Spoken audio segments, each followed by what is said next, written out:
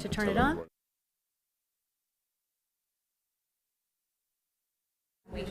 Yeah, you probably need to get it Okay, over to you. so whichever one of us is talking. And it'll light up here when it's on.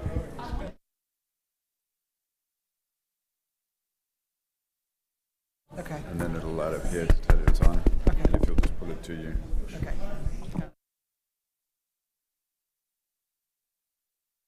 And when you speak, and then this will light up green.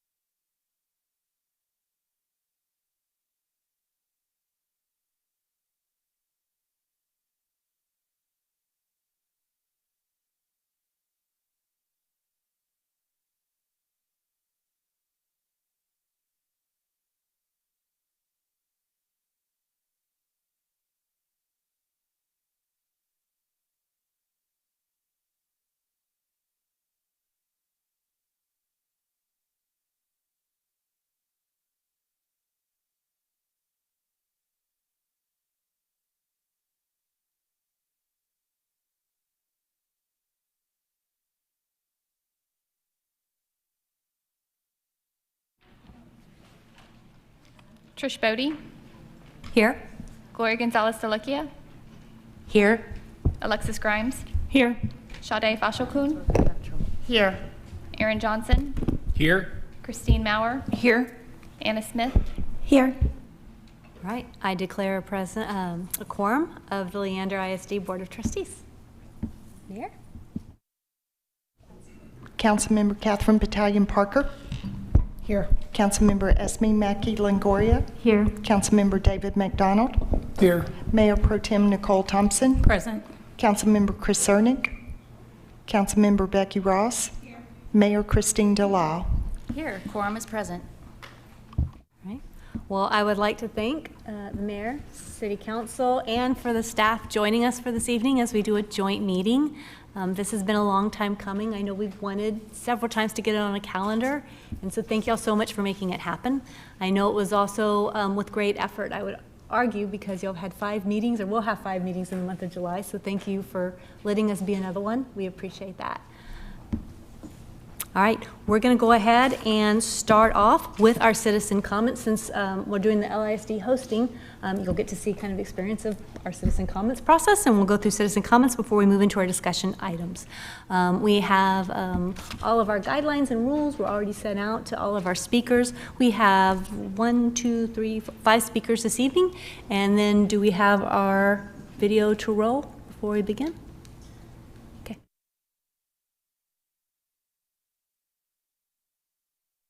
The district and the Board of Trustees are the local government body charged with serving the educational needs of all school children in the Leander Independent School District, like me, my mother's favorite child, as they pursue their mission to cultivate each individual student while creating a safe and supportive environment. The board is now taking up the Citizen Comment agenda item, which is time set aside during this meeting to hear from the whole community, which can include a wide audience of the entire LISD family. Still, remember that there are other ways you can communicate with the board. You can send them an email, come to a board cafe, or just tell them that you would like to chat sometime. The district believes the Leander family thrives when we ensure a welcoming, safe, and caring environment. Board operating procedures and BED locals specify guidelines, so it is important that you have read them before you speak. The board wants to hear from everyone, but still asks you to be mindful of your conduct and the example you are choosing to set when presenting complex information. If you're presenting material that only certain high schoolers may encounter, remember that school children of all ages may participate in the board meetings either by watching them or you might see some in the audience. When the board president calls your number, remember, watch the timer and focus your remarks to the time allotted. We know it can be difficult, but please conclude your comments when you hear the chime. All right, speaker number 1.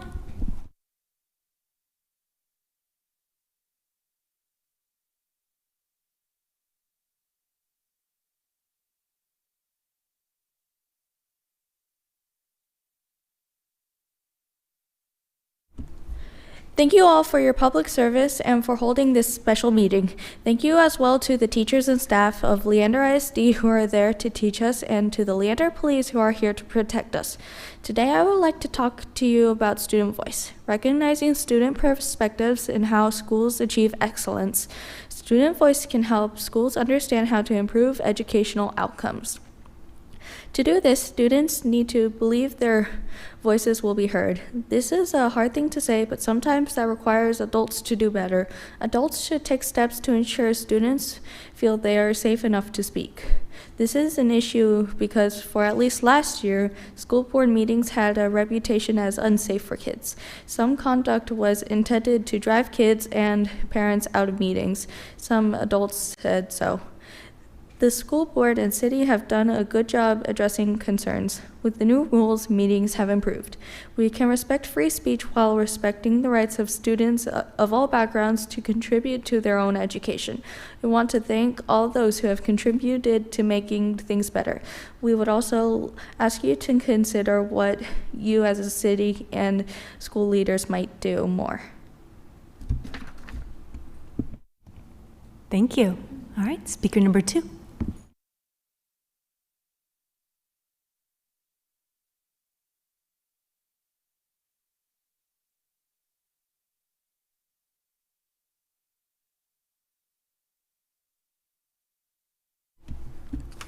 Thank you all for your public service and for holding this special meeting. Continuing on the theme of student voice, we think you, as political leaders, can make a big difference in ensuring the voices of students of all backgrounds can be heard. Today, you can show that everyone in Leander who cares about education has something to contribute. As a student in Leander ISD, coming to board meetings or following along at home has been a very valuable and eye-opening experience. I have seen the very best of this district and citizens who are well-informed and who care about every student in this district. When people go beyond free speech, you can step in. That shouldn't be about politics. It should be about conduct, whether what people are doing keeps others from being in the meeting at all. You now have rules to prevent adults from doing these things that have prevented students from coming to board meetings. You have already shown that you can use the rules to protect each other from harassment and intimidation. Please do the same for kids, so they know that you are serious about hearing their voices. Please continue to show the students of LISD that their voice matters. Excellent. Thank you so much. Speaker number 3.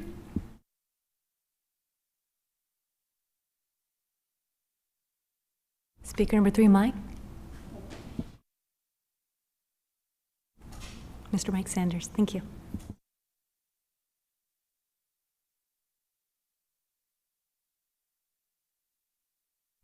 Good evening, trustees and board members. My name is Mike Sanders, and I'd like to say a few words about access to schools on the northeast area of Leander.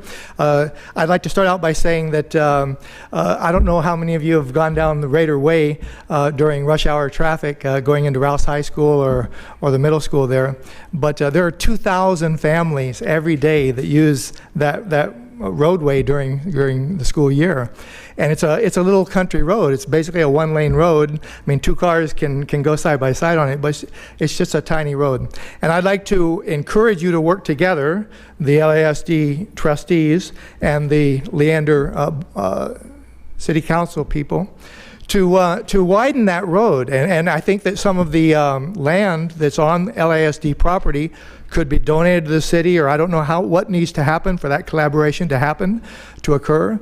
But the space between those heritage trees, heritage oaks, and the tennis courts, it would be a great place to put 2 lanes of traffic and another 2 lanes on the other side with those heritage trees in a median. It would be very easy to widen that road. It'd be very easy to put in another access point on the backside of Wiley Middle School. And so if you folks could work together to do that, it would benefit thousands and thousands of Leander citizens. Thank you.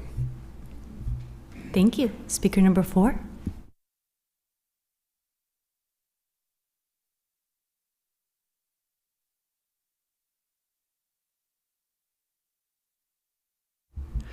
Like my daughters, I just want to make sure I thank everybody for all your public service. It's remarkable that you step up in this way. I really got involved in this this topic of coming to the school boards after one of our daughters wanted to come speak, and then the other one did as well. We asked parents, and we heard from a lot of them that the board meetings were out of control and not safe. And I found that as a parent to be very upsetting. Along the way, I've probably offended quite a number of people in the room with the way I've advocated for this, but what I would just basically like to say is that student voice is a test of whether or not people can speak in public meetings. And there have been concerted efforts by some pretty radical people in Leander, small numbers, who really don't sway the outcomes of elections, to drive people out of public meetings, out of public spaces, out of online spaces, and even out of engaging in political expression like putting a sign in the yard or standing on a street and advocating for something.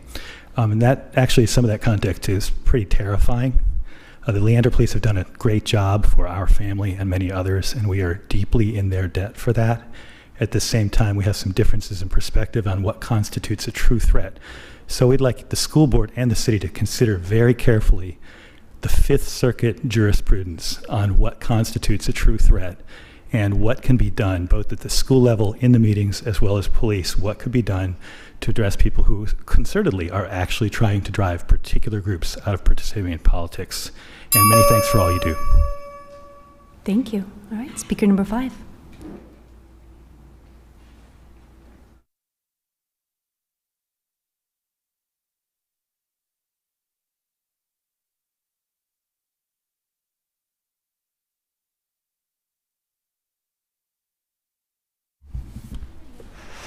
Good evening, board members. My name is Noah Schwartz. My pronouns are he, they. I have a transgender niece who goes to Danielson Middle School, and I can tell you firsthand that there is no greater threat to our children than white supremacy. And there's no greater example of that than our Pledge of Allegiance. Our Pledge of Allegiance is associated with whiteness, cultural appropriation, and bigotry, and it reminds us every day that we live on stolen land. And that is why I have crafted a new Pledge of Allegiance that I believe will create a much more inclusive and anti-racist learning environment for our students. I pledge allegiance to Black Lives Matter and the trans community. I pledge allegiance to the drag queens who come into our schools and read stories to our 5-year-olds. I pledge allegiance to our doctors who give puberty blockers to our children because gender is fluid, because masculinity is toxic, and because nobody should be allowed to go through puberty or choose their gender until they reach the age of 18. I pledge allegiance to Bill Gates and Dr. Fauci for making us wear masks and get vaccinated. I pledge allegiance to the Ukrainians for reminding us that there is no better way to protect Black and trans lives than by standing with the Azov Battalion.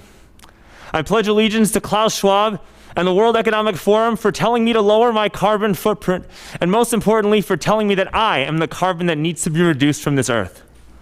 And most importantly, I pledge allegiance to Jeffrey Epstein's friends for helping groom our children into the new world order that they are trying to create, as Jeffrey Epstein is the greatest philanthropist of all time. Thank you for hearing me out, and I hope that we could adopt this new Pledge of Allegiance to create a more inclusive learning environment. All right, Speaker. Thank you, Speaker. All right, that concludes our citizen comments.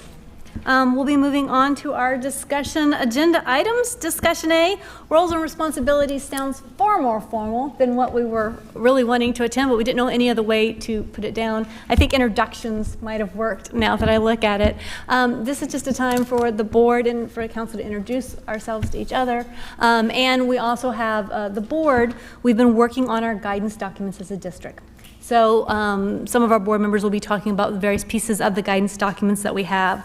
The core beliefs were the items that we talked about first. Talks about our moral imperative. What do we believe about student learning, parent engagement, teacher and staff support? Then we worked on vision and mission. Mission is more about what's today and what we're doing. Vision is focusing on tomorrow and the big picture. And then we focused on the actual deliverables, what happens in our graduate profile. In other words, when our students graduate our system, what should they be able to do? And what's fabulous about that is we also got to incorporate student voice. So we have I can statements all the way down to our youngest learners, all the way up to when they graduate. And then we all rolled this into our strategic plan, which is our compass for the next few years, providing directions with goals, impacts, and strategies. Oh, and my name is Trish Brody. I've been on the board since 2015. I have 2 children. One graduated. She is in her 2nd year of college, and I have a rising high school kiddo who is in band and going to have a very interesting experience. This will be his first summer doing the marching season. So, yeah.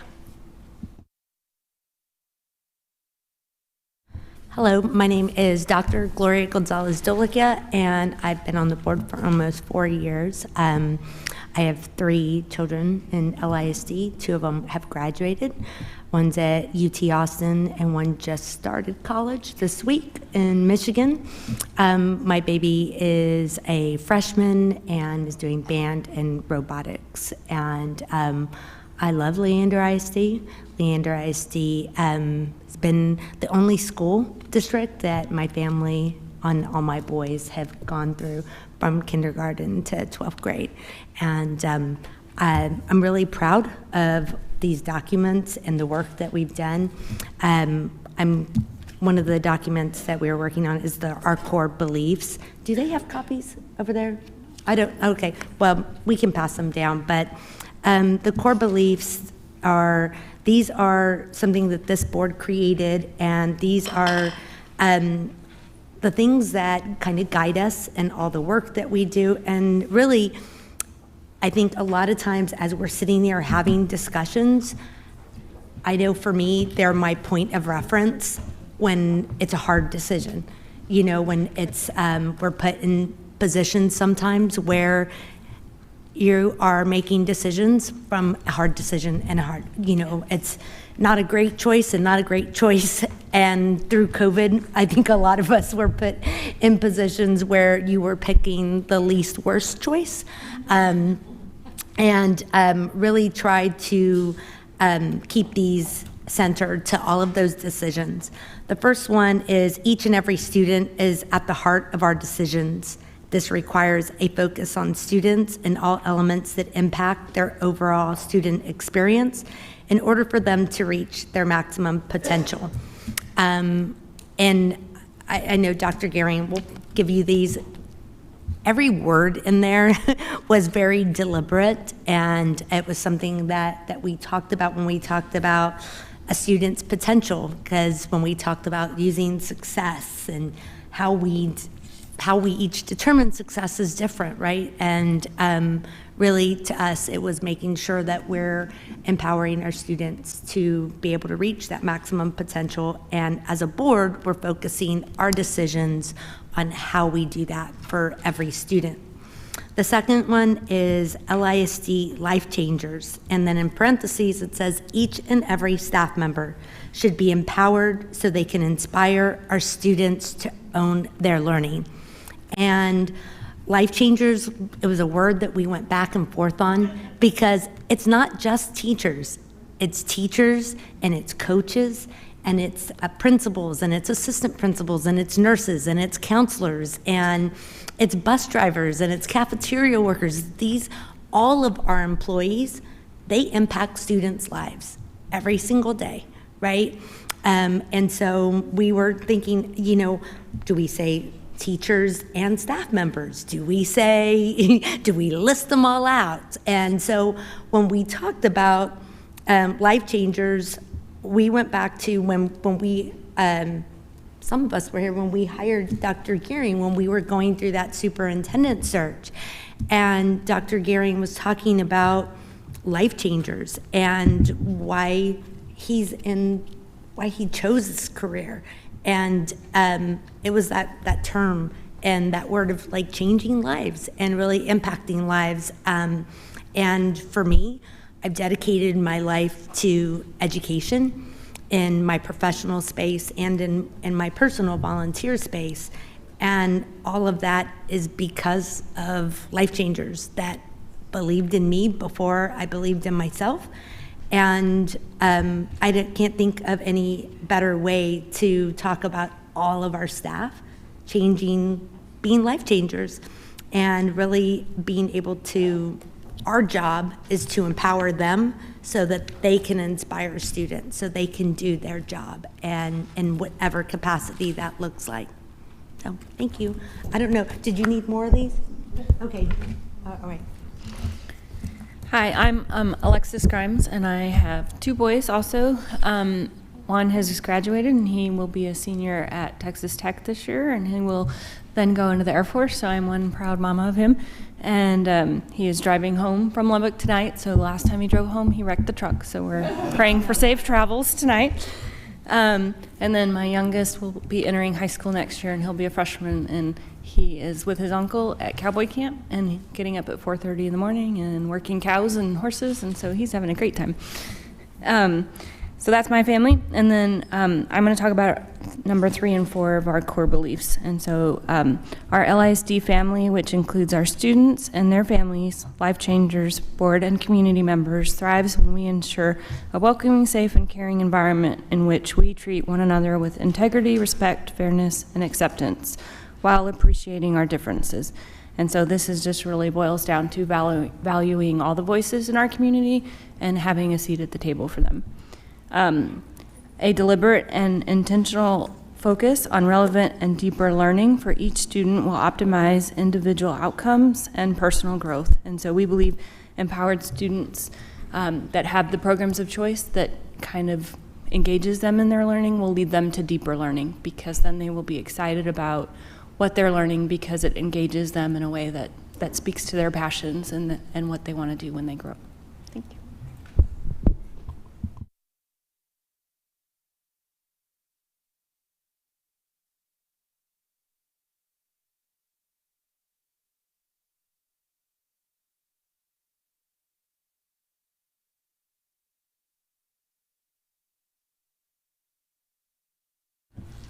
Hi, I'm Sade Fashokun, and I've been on the board for less than a year. I have two middle schoolers, and I'm going to talk about one of our last core belief.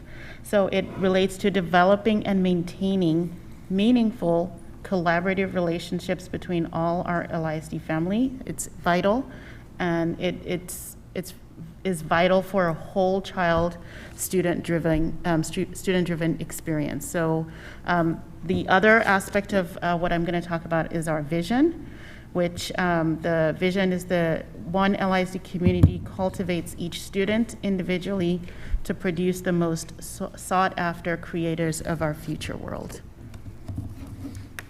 And there we go. Mission. Thank you. Graduate profile. Hi, I'm Aaron Johnson. I've been on the board since 2011, past president and vice president of the board. We moved into the district in 2003, and my wife Heather and I have raised all 4 of our kids in Leander ISD. Our 2 older sons have graduated from Cedar Park High School. Our 2 younger daughters will both be attending Cedar Park High School this fall. So I'll talk briefly about the mission statement and our graduate profile. First, the mission statement simply builds on the vision statement that Sade provided a moment ago. It says we will cultivate each individual student by knowing and appreciating them, creating a safe and supportive environment to nurture their personal growth, and partnering with each family. Our graduate profile, you should have a copy of this. It's also on the wall here. Graduate profile is not new in Leander ISD. We've had this document for a number of years. I think it's connected with Stephen Covey's habit of beginning with the end in mind, right?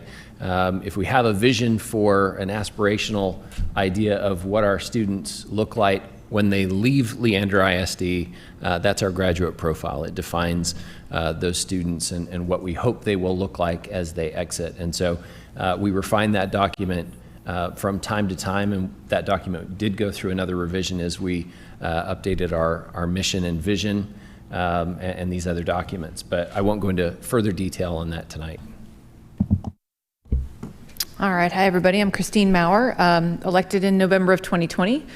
Which was an interesting time to run for an election in the middle of a pandemic. So it's been quite a ride. I've got 4 kiddos, 3 of which have graduated. I've got one at UT Dallas who's a theoretical mathematics major. I've got one starting Texas State, going to be a history major, and I'll have a sophomore. And then my grown one is 31. So lots of kiddos through the district. For me, I'm going to discuss the strategic plan. So it was a big deal these last year or so together, I think, where we were able to put a strategic plan together that actually gives us kind of the guiding documents moving forward. So we talked about a lot of the stuff that is in the present, and our strategic plan actually gives us kind of a pathway forward. What do we do next? What are we looking for? What's our goal? How do we get there? And so the first one is empowered student learning, obviously, school district. Empower students through meaningful learning experiences to optimize growth and embody the Leander ISD graduate profile. So kind of giving those students that power of voice and choice, and what do they enjoy learning about, and how do we incorporate that in the reading, writing, math kind of stuff, right? So how do we get that? Students will have agency over their learning, building a growth-centered mindset, and feel empowered to pursue their dreams. So that's a really big one. The next one is empowering our staff. So attract, grow, and retain a collaborative community of first-rate employees who are empowered to meet the needs of each and every student. So, putting that focus on, like what we were talking about, life changers. It's not just our teachers and our support staff. It's everybody from, bus drivers and cafeteria staff to our nurses to all of them, and giving them the ability to kind of reach out to those students and meet them where they are, and then push them forward.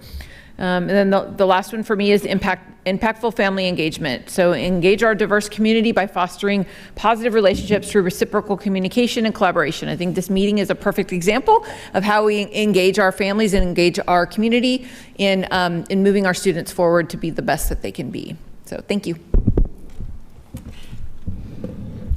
Save the best for last. I'm just kidding. I'm Anna Smith. I've been on the board since November of 2020, and I pride myself of being the only City of Leander resident who serves on this board. I have 4 kids in the district. I'll have a senior next year at Leander High School, go Lions, 1 at Danielson, go Cats, and 2 at Tarvin. I'm all over the place. I also serve on the Williamson County Children's Advocacy Center, so you guys see me popping up all over Williamson County. I am going to end this with talking about one of my 2 favorites in the strategic plan.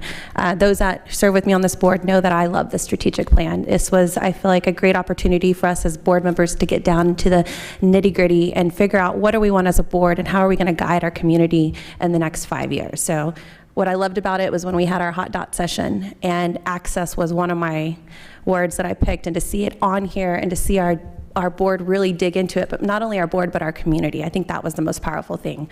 So number 4 for our strategic plan is equitable access. And what does that mean? So our goal for that is to ensure equitable access to opportunities by limiting barriers for each and every student. And when we do that, what is the benefit? Well, each and every student will have opportunities to actively participate in their learning and grow to become the best versions of themselves. So when we talk about that, we're thinking of students making sure they have access to extracurricular activities. We have a lot of great extracurricular activities, our band program, our art program, but also a lot of our CTE programs, a lot of our graduate programs. For one, my own personal story, I have a child with a disability, y'all know that. And there was a barrier in place, but we had educators who understood there was a barrier in place, removed that barrier, and now that child is thriving. So I've got to see firsthand, when you remove those barriers that are set up, and you allow that child to flourish and be able to do what they need to do, it's just a powerful thing to see a child be able to write their education path. And last but not least is safe and innovative learning environments. We heard it tonight in citizens' comments from our students. Look what happens when we provide a safe environment for our students to feel, to know, to be able to speak and feel welcomed. And so our goal for that is to provide a safe, supportive, inclusive, and innovative environments to inspire each individual learner. And the benefit of that, well, students will feel valued, inspired to embrace challenges, take risks, advocate for their learning, and leverage their strengths as they grow and contribute to this community, which we all know is important. So what does that look like? Well, I'm glad you'll ask, because one of the responses to this, and you will hear a lot about it because we are the City of Leander, we are the fastest growing city in the nation, one of them, and one of that looks like is updating our long range facility plan to meet the changing needs of LISD growing populations for safe, inclusive, and innovative learning environments. We are lucky to have Danielson, which I don't know if you have toured that amazing campus, but to be able to provide those same type of opportunities and access to those programs at each individual LISD campus is what we're trying to achieve. So again, I love the strategic plan. They probably get tired of me because every time we take up a topic, I'm like, does it fit into our strategic plan? Where does this go? Does it check the boxes? Because if it doesn't, I'm not listening. I'm just kidding. And if y'all want to see any of this in action, please know you are welcome to tour our campus, set up with Bruce or Mitchie. Reach out to Christine if y'all need to. Let us get you an appointment so you can see what this looks like on campus. It's one thing to hear what all this stuff, and us just read it off, but it's another thing to actually see what this looks like in a classroom or at recess or in lunch. We also do have campus connection videos. For those of you who can't make it, y'all can always go and look at those to see some of what this actually looks like as we're implementing it into the system. So that's a bit about us.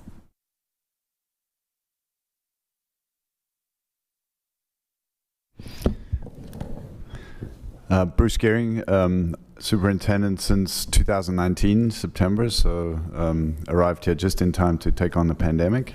Have had a lot of fun since then. I have 4 children also, that seems to be a theme. I have 2 graduates. One is going to be a junior at UT studying government. I have one going off to Connecticut to university this fall, and then I have a sophomore and a freshman at Vista Ridge High School.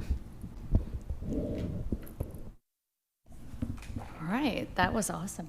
Thank you all so much for going down that path and telling us what your board is all about. I'm Christine Delisle. I am the mayor of Leander. I have 2 kids, one that just graduated out of the district and one that is still a student. I've been an approved volunteer for many years. In a previous life, before council, I was the PTA communications director, the fundraising chair, secretary, and president. So I've spent a lot of time with the kids and enriching the schools, and so I think a lot of us probably speak the same languages. We have been going down the path this year of creating a brand new mission and vision and strategic plan. And so what we've gotten out of that so far is our mission statement, which is the mission of the City of Leander is to provide the environment and assist in continuously improving the quality of life for its residents. But I think what really speaks more to how we are taking care of our residents who are in your schools or teaching in your schools as well comes from our key elements for our vision. So those are, we want to be a city that has a small town feel, is neighborly, connected, friendly, where people feel they belong, and a city that is family friendly. We want people to feel invested in the community. We want people that advocate for the community. We want to have a robust economy. We want everything in Leander that we need: jobs, food, entertainment. We want a safe community, which is a high priority for us. We want a charming quality of life. We want a vibrant city that is alive, growing, thriving, and active. And we want to be a community that purposely embraces diversity, where all have a sense of belonging with a variety of events, housing choices for all, and promoting a sense of inclusion. And so I know that's what I think of when we have issues in front of us, and I'm sure many of our other council members who have worked on this as well feel the same way. I think that is everything about me. I think we'll just go down the line. Mr. Beverlin? Thank you, Mayor. I too, I've got one heading to high school and then another one heading to junior high in the district, and then I've got one that's in the, I know it's rather orange here, one in the Corps Cadets at A&M and a Navy Marine unit, so as well. And he wouldn't listen to me because he's a political science major. So I'm the city manager. I arrived because I didn't want Bruce to be here by himself during the pandemic in December of 19. So there's been a lot of the shared kind of experience that organizationally, the growth, the challenges, obviously in our role, and all of our staff here to introduce themselves as well. A lot of it's the day-to-day stuff, from your utility billing to your water to your roads, your signals. We get the calls even if arms are down on at the intersection. So just thank you, and we do appreciate also working closely with Bruce and with Trish and the team in our journey, which is a lot faster, as what was mentioned. When you're moving this fast, it's it's rather dynamic, to say the least, because most, whether they're school districts or cities, take a lot longer timeline, more like dog years, to get kind of where we're going this fast. So I'll hand that over to Council Member Pantaleon Parker. Good evening. I'm Catherine Pantaleon Parker, Leander City Council, Place 1. I'm serving in my second term. Lived here for 12 years, and the only children in our household are my husband and I, and it's going to stay that way. The eternal child. Thank you. Hey, I'm Becky Ross. I serve in Place 6. I've been on council for about a year. Prior to that, I served on our Planning and Zoning Commission, and have two graduates of LISD. One is a graduate of A&M also, and now is a contributing member of society. And my younger daughter is starting her junior year at Louisiana Tech. Served many years in LISD also as a volunteer, more on the sports. We had volleyball players, so booster clubs and mini games and bake sales from there. So. Hi, my name's Esme Mackey Longoria. I've been on City Council for 1 year. I'm on Place 2, and I just want to thank you guys for having us. And I wanted to echo the mayor's. I think the next time we meet, we'll be able to share more of our vision and goals. We'll have that beyond our mission statement. So I moved to Leander 7 years ago. I moved to Williamson County 13 years ago. I moved here because of Leander ISD. I have 2 children in the district, 2 middle schoolers, and I've been one of the people in your audience, so I think I know everyone here. I've been in your audience as a parent because Leander ISD is important to me, so thanks. I'm Nicole Thompson, Mayor Pro Tem for the City of Leander, Place 4. I probably know quite a few of you in here from our work on the LEAF Foundation, my work with the executive board there, and then from other nonprofits that we're involved in. I've been on council for a little over a year, and my husband and I have 3 kids in the district. Our kids have only gone to school in Leander ISD, and for us, it has been a positive experience. Have we had a couple of roadblocks and challenges? We have, and thank goodness, we had principals and APs and teachers that gathered around to support us and help us work through any challenges that came up. But by and large, it's been a very positive experience. Our oldest is just graduated from UTSA, headed on to law school, and then we have a sophomore in college and then a sophomore in high school, at Glenn High School. So it's important to me what happens in this room. It's important to me what happens at the district level and on campus. It's important. It affects my family as it does everybody else in this room. So thank you guys for inviting us to be a part of this meeting. And like they said earlier, hopefully we'll be able to provide even more detail after we finish putting all of our guiding documents together and updating them. So thank you guys.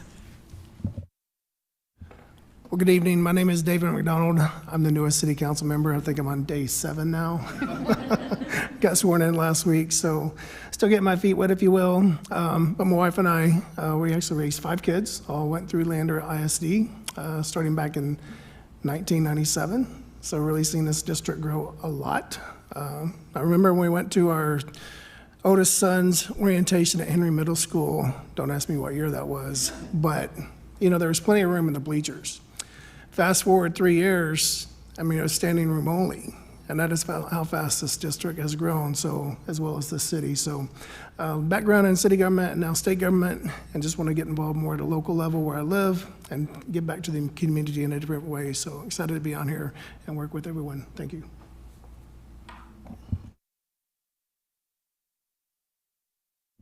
Sure. So we have actually brought our amazing staff to do our heavy lifting tonight. We have a number of topics to go over. So our first one is going to be a discussion on growth projections for the north and northeast portions of the districts. This, of course, is where both of us see a lot of growth, and that's going to affect how schools are planned, I'm sure. So to do that, we have Mr. New, our Chief of Staff. And huge shout out to Robin Griffin, who keeps us all in line on planning and zoning. And we were all hoping Robin would be doing this update, but she has to go to the Planning and Zoning Commission meeting. So What we did provide to you in front of you is this residential properties map, and behind that is the table sort of blown up from that map. This is precisely the kind of thing that I know, and Robin sort of takes the lead on this every year, working with your district demographer to go through projects that are under construction, projects that are planned, areas that are zoned and approved for future development.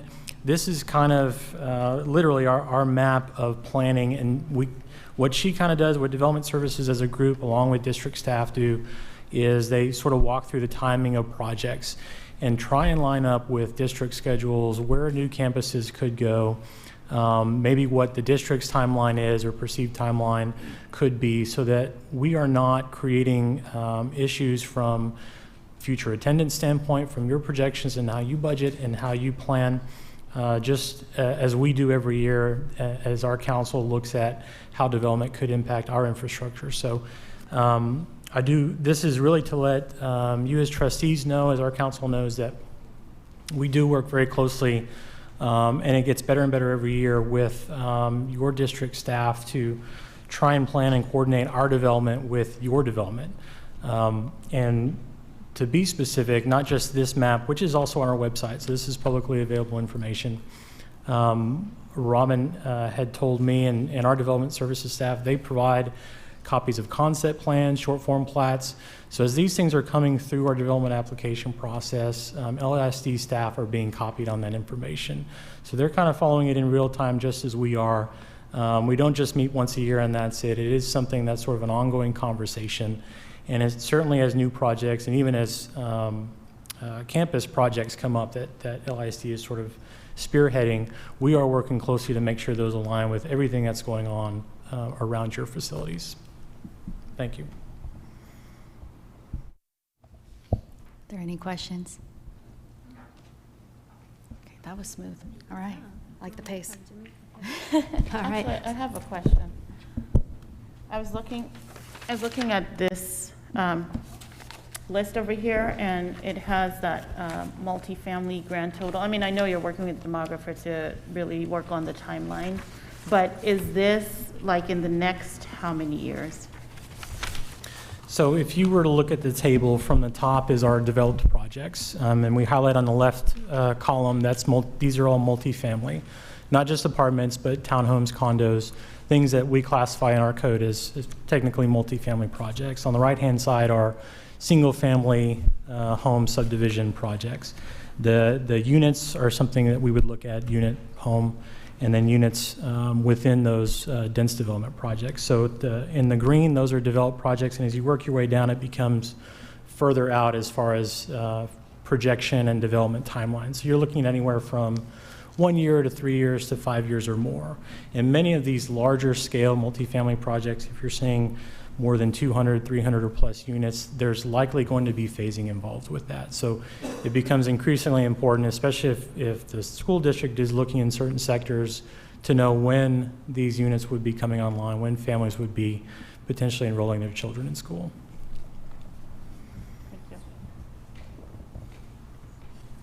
I think it's important to talk about, too, one of the things that we've done, Mr. New mentioned phasing.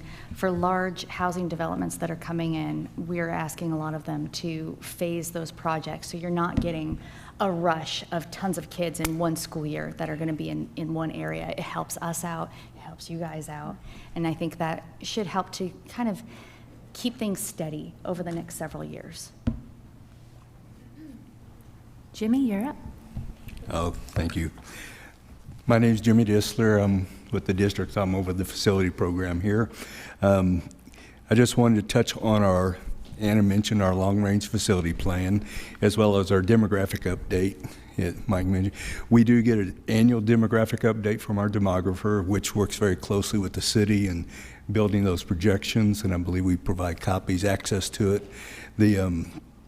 It's very important that we do work together with city staff, because when they're building houses, we're needing schools, and we work together. And so I got to compliment, I think staff and the city and the district work very well together, and I think we all have the same sight in mind that we're dealing with the same taxpayers. And so anywhere we can work together to help not duplicate cost or save money, we're all about that. So I do want everyone to know we do work very closely together, because predominantly most of our work right now is in the city of Leander.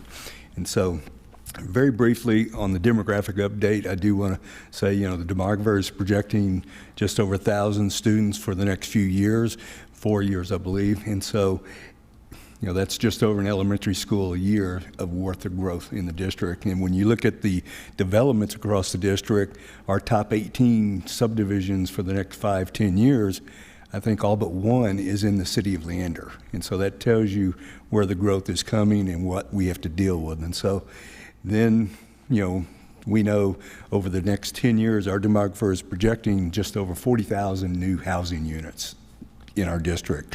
And so she equates that into students per household. On houses, we're looking about 0.56 students per household.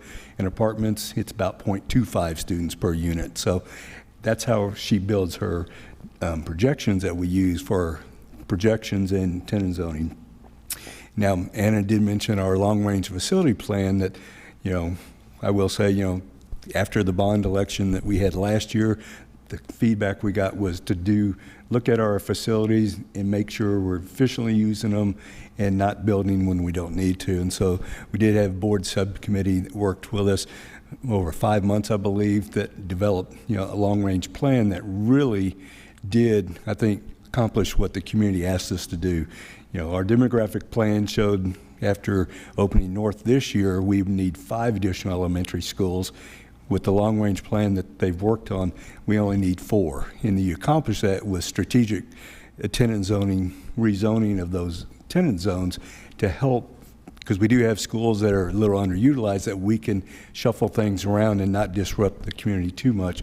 But it really makes us more efficient in the way we use our facilities. And so that, I know the board discussed it last month, and we're going to be really talking about that over the next few months, because it's a critical component to make sure over the next 10 years, if this plan survives and is intact, we're going to eliminate the need potentially for our 8th high school as well as another elementary. And so it's very important that we stay with this long-range plan in the long run. And so, the board has worked very hard on this, and I have to say it's a pleasant surprise for me to be able to have such a good plan that looks out 10 years, so I do applaud them for that.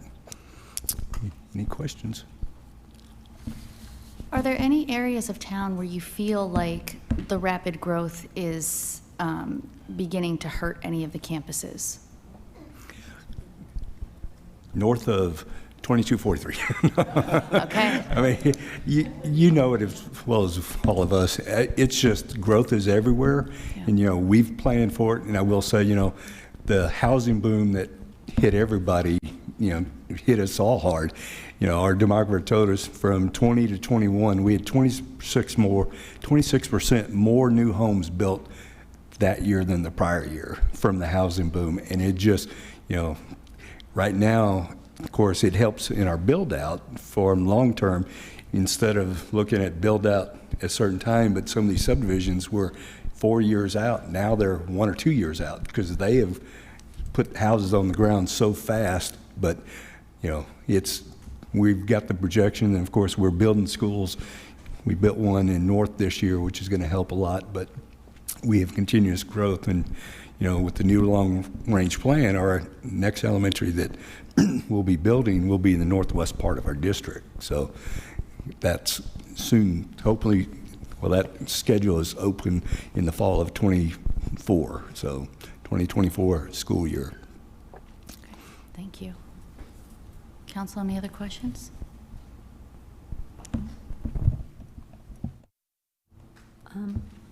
On the same note, do y'all have any questions for our board members before we end up moving? Board members, do y'all have any other questions before we move off of our agenda item on growth projections? Is this for another agenda item, or is it for this one, the Hero Way one? It's for a different one? D, okay. So we'll, does that sound about right, Mike? So we provided several things that we thought might come up in discussion just to kind of be ahead of it. If it doesn't, that's fine. But certainly at any point we can address the right-of-way project if we'd like. Thank you. Did y'all want to address it now or wait until support between city and district? We'll wait. We'll wait for support. I think it'll fit in support. Okay. All right, so we'll go ahead and move to item C, discussion safety in schools, disaster response, and emergency management plans. Want to start with your? Sure. Chief Minton, you're starting us out here.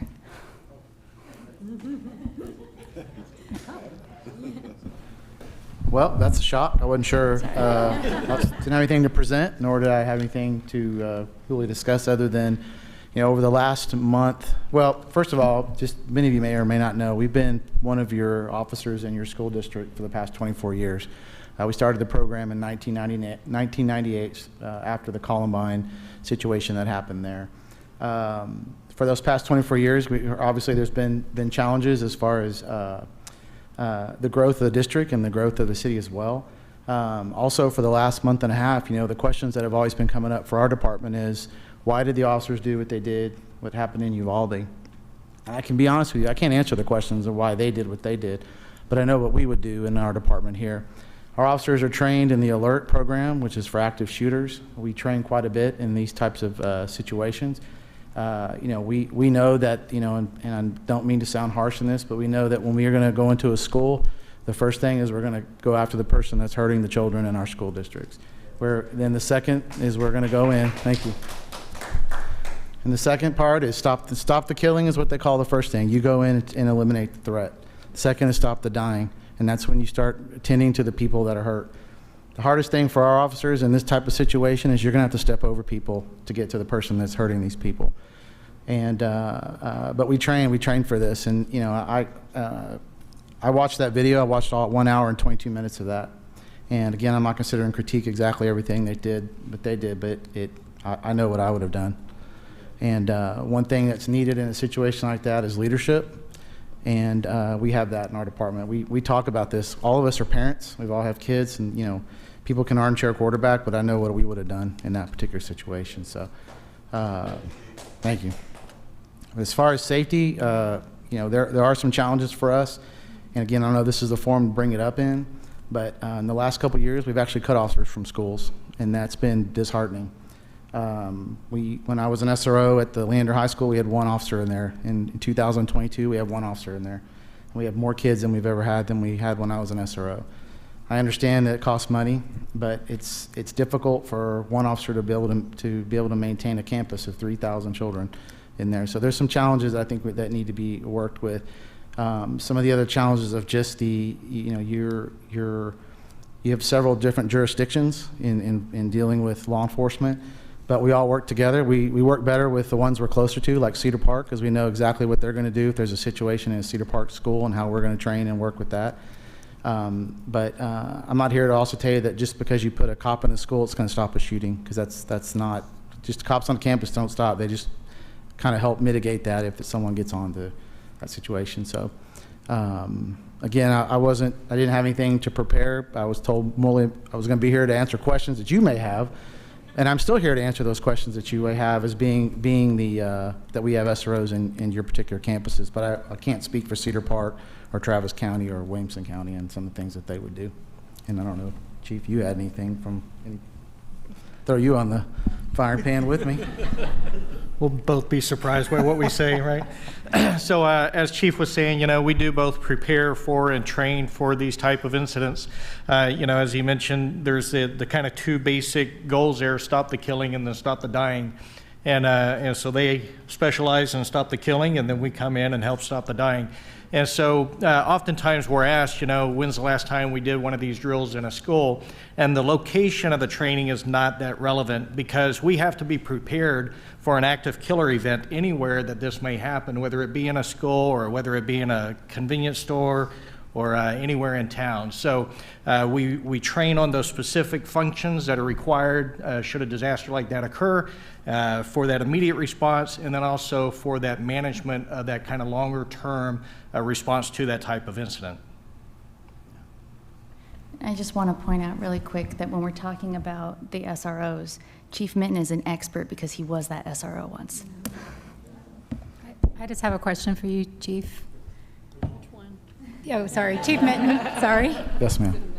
So the SROs are just at the high schools, right? Correct. We have- And they go to the middle schools if they need to, right? But, so last year we saw this TikTok trend of kids busting bathrooms at the schools. Mm-hmm. So what happens when these TikTok trends are you guys informed of those as they happen? Well, luckily I've got a 19-year-old and a 21-year-old, so I'm very familiar with, hey, Dad, look what's on TikTok, and they show me a lot of these things. But when we are aware of those type of things, our SROs are made aware of them as well. So they're kind of, a lot of them aren't on TikTok either. But luckily we've got a lot of children that actually.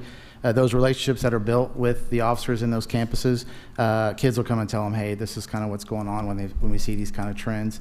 So yeah, we're usually up to date on it to a point. I mean, other than when it's in the news, it's when we get people that tell us about it. I guess my question is, how does that disseminate to the schools? Because I know Cedar Park schools had a little, in Leander ISD, they had a little more issues around this breaking of bathrooms. And so I guess when you see a trend like that, how do you disseminate it to the Leander ISD schools? So typically they're the ones telling us about it first, or if we're aware of it, each officer on their campus has that relationship with their staff, their principals, and their APs and their teachers as well. So that's usually where that communication happens. I'm not sure how the district would disseminate that out to the students or the parents if need be, but there's just that grassroots efforts of just communication that kind of goes back and forth because not everything's a trend. I mean, that bathroom thing was one, so they just kind of worked with each other to communicate that fact. They had extra people at the bathrooms. They were a little more restrictive when people went, and I know the officers were a little more attentive to kind of I say patrolling those areas, but kind of walking through just to let kids know that we're there. I'm going to put on a parent hat for a minute and say I think we can all do a better job of talking to the kids, whether on campus or off campus, about the importance of the SROs. This was a discussion in my house last week. My youngest always has friends over, and the group of friends are over, and we're all sitting around the table talking, and the topic of vaping at school comes up. And they're like, one of the kids is like, yeah, this, top floor bathroom, first period, there's always like 4 kids in there vaping. And, we've joked about it in class before. I think the teachers know. And in the same conversation, the kid is talking about stopping by the SRO's office and saying hello and getting some gummy bears and how they've got this great relationship with the SRO. And I'm like, well, have you ever gone to the SRO to say, hey, there's kids up there vaping? And it hadn't even occurred to them, right? I think they see it as the safety aspect and the community building aspect, and it doesn't necessarily translate to, well, you're breaking the rules if you're vaping. You should probably be reported to somebody like the SRO, if you're not getting help from a teacher or whatever. And so I think in my household, I know we're going to be focusing on, when school goes back, sending that message. If you see something, say something. It doesn't matter if it's vaping or if it's a kid that seems unstable. If you see something, say something to your SRO. Can y'all speak to if there is a joint effort? I know at our community meeting about safety in June, you talked about the program of if you see something, say something. Is that a coordinated effort with the district, or what exactly does that program look like? Or is it something that's being put in place for the fall? Well, I see Russell over there. There's been a few questions where he's leaned up, and so I was going to go ahead and introduce him as well so he can talk about what's going on in campuses, and then we'll go from there. I don't mean to steal your thunder, Chief. I figure it's coming my way. So I'm Russell Bundy, the security director here for Leander ISD. I've been in this position for about 4 years now. One of the requirements for this position was prior law enforcement. I have retired after 30 plus years with the state. It's funny how this position came about. It was based on a audit that was conducted from an international company in the mid-2000s, prompted by the Board of Trustees. They've always been like, what can we do better and what are we doing great, and so forth. And out of that audit came this position because they needed someone to be able to relate and translate. Everyone has their own acronyms. They all have their own language. The police have their language, the fire departments, and so it brought that piece together as relationships. So with that relationship, we have a one-on-one with the department, not only the city of Leander, but several cities, because the district is in a 200 square mile area. So we're in 2 counties, multiple cities, and so we have to maintain that relationship with not only Austin Police Department, the Austin Regional Intelligence Center, Cedar Park Police Department, Travis County and Williams County SOs, Leander PD, multiple areas, and it goes on. And so we maintain that relationship and how we get across information based on the TikToks or whatever else that may be out there. Intelligence centers from Austin call us, we call them. We maintain this constant back and forth to make sure we are keeping up with the most up-to-date information to keep our kids safe. For a second, yeah, I think the relationship that we have definitely with Russell is just, I mean, the day after Uvalde, I was already texting him like, okay, what do we got to do? What do we got to do? And I think that's been one of the most important positions for him to have. But with that experience is to be able to talk with other police departments and have the language. We've had people in the past, some of them I worked with really well, they didn't have that working knowledge of how police departments work, so we kind of had to work through a lot of ups and downs in some areas. But having Russell there has been great because, like I said, we've chatted, I don't know how many times about incidences that come up. Even stuff him and I may not understand, like these TikTok things, but it's like, hey, have you heard of this? Have you heard of that? And that's kind of one of those, probably, I didn't even think about that when that question that you had about trying to keep those trends or those communications open with one another. Yeah, and I have another question related to that. So over the past year, we've had lockdowns. I know there was one at Rouse, and this is where it affects both the people, all of us in this room, right? Because when there's a lockdown, some parents are calling school board members, they're calling us. There's no clear line of communication. To use Rouse as an example, I think part of the school was shut down, but parents were trying to pick up kids. So like, what is the best communication? Because this affects all of us here. Yeah, I mean, I'm not sure for how to reach the parents. I know for us in a situation like that, when it's active, it's kind of hard to try to stop. We try to use our own staff to try to notify when parents do try to call. The thing that, I understand is parents will try to rush to the schools, which causes kind of sometimes more of an issue because now you got traffic and more things that are going on than what we're trying to deal with. But I know, as quickly as we can notify the school of the situation that's maybe happening around their campus, sometimes it's not things we can control, because if it does happen in Cedar Park and it's just near LISD, since we're right on that border, we're not even made aware at that time. So I'm not sure how they would notify our school or if they notify the SRO, but. Is there a way they can do kind of the ring alerts? Because usually I start getting the ring alerts of there's an incident in Leander, then I see it on the Leander Police Department, then I see it on the LISD, the school's on lockdown. So are there other methods? Have you guys thought about how we communicate that? That's what's most vital, is that both departments have a communications person, and then we make sure those two get together on the information, because we don't want to share information that ahead of what the police department may be doing and vice versa. And we've worked very close to make sure that doesn't happen to where it's confusing chaos. Like Chief said, it depending how quick you can get a perimeter, how quick you can establish your incident command, those are vital and important, and they're case by case. I can use the Rouse as an example with the Vandegrift. We both had the quote bomb threats, but they are totally different in nature, both of them. And so how we communicate that out without creating more chaos and more panic is very vital between the two departments. Councilmember, I wanted to add to that. A lot of these incidents, and depending on the nature of the incident, it can be real-time communications happening internally and happening among parents and students and staff, and depending on who's closest to the incident, that's typically where that information gets distributed the fastest.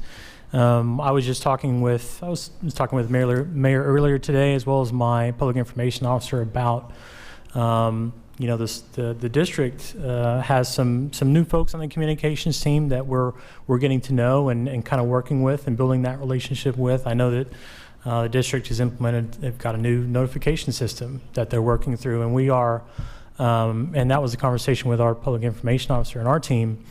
we are latching on to that notification system. So if we're ever not in the loop on something and parents and students are getting these messages, that we're going to be part of that group every time and make sure that we are seeing the messages. And if we have to work out additional information with our police and fire departments or through the district public safety group, then we are sort of coordinating that in real time. So a lot of times you're always going to see things kind of pop up on social media ahead of maybe some official messaging in a lot of cases, but certainly we're trying to be as quick to that, to know what's going on, know what's being talked about among all those circles by working through those relationships. And with our new district communication team, and we're certainly building our team within the city's PIO office, I think we're trying to get there to make sure that we're consistent in how we're addressing that each time we have an incident.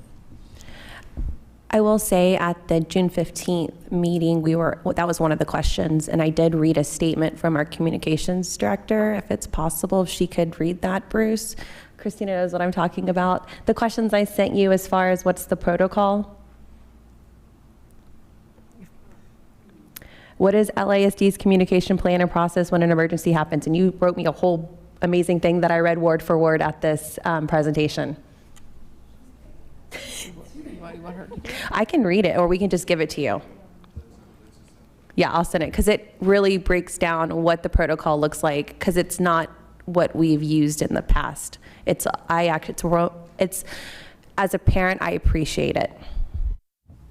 I think that is what might be confusing, is that it's a different process than what was used maybe a year ago.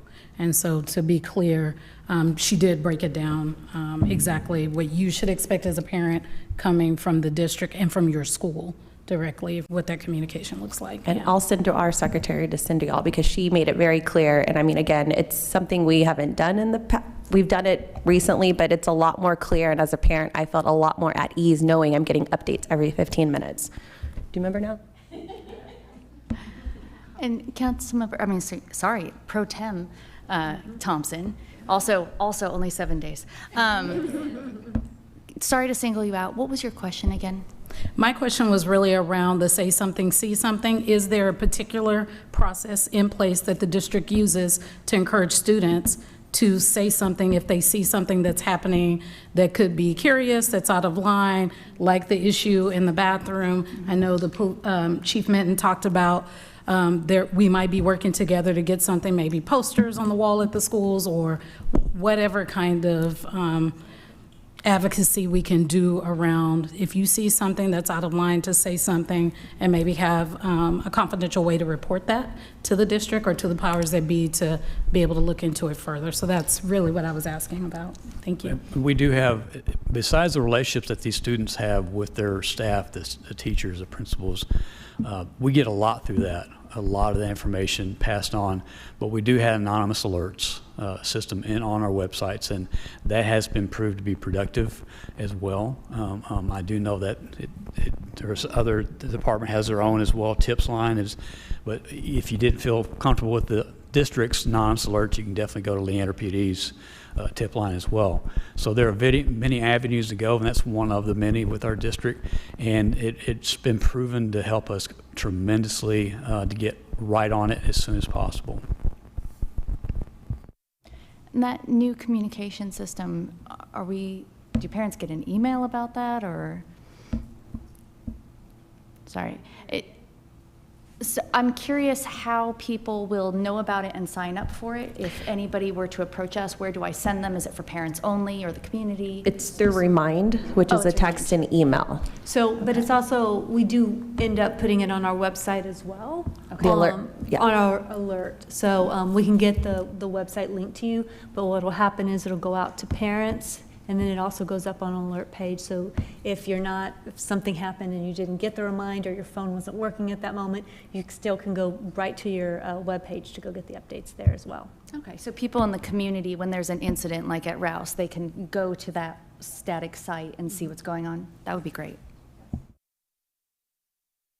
Chief Minton, can you talk to us a little bit about the difference between, or the training that goes into a police officer versus an SRO, and just that additional piece of an SRO? Well, SROs will go to a different type of training they're required to go to if when they are assigned to that particular. I mean, in essence, you're going to get a street officer that's been working the street for quite some time.